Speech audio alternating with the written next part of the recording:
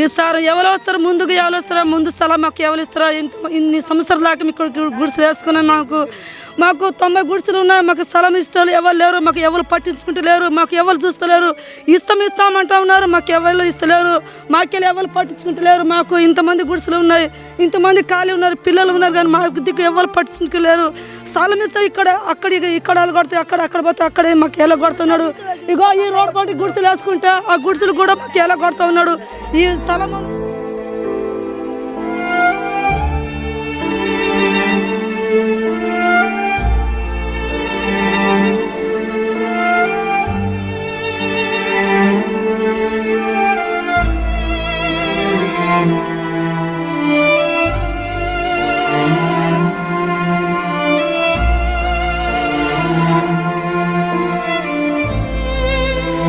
కొడుతూ ఉన్నాడు.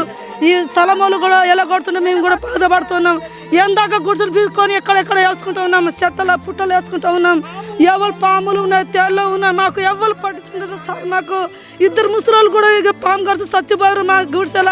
ఏమైనా సభ్యులు కూడా టక్కర్ తలిగి చచ్చిపోయారు మా గుడిసెల. ఎవరు పట్టించుకుంటున్నారు, మాకు ఎవ్వరు. మాకు ముందు ఎవరు వస్తారో వాళ్ళకి మేము ఓటు ఇస్తాం. మాకు గుడిసెల స్థలాలు లేవు, మేము బాధపడుతూ ఉన్నాం. మాకు దారి చూపించండి సార్ అని. ఇక స్థలం వాళ్ళు ఎలా కొడుతుంటే నీ కాలు ముక్తి నీ దండం పెడతా సార్, మేము ఎలా కొట్టకండి, మేము ఉంటాం.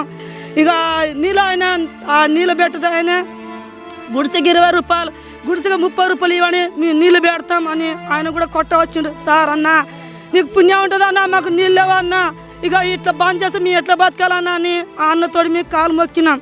అన్న నీళ్ళు బంద్ చేయకుండా అన్న, మేము ఎట్లా బతకాలి, బిచ్చగాలం అన్న, మేము బిచ్చగాలం, మాకు ఏం లేదు అన్న, ఇల్లు స్థలం లేదు, మాకు గుడిసె లేదు, మాకేం లేదు అన్న అని ఆ అన్నకు కాలు మొక్కుతుంటే ఆ అన్న కూడా నల్ల బంద్ చేయకుండా ఆపిండు.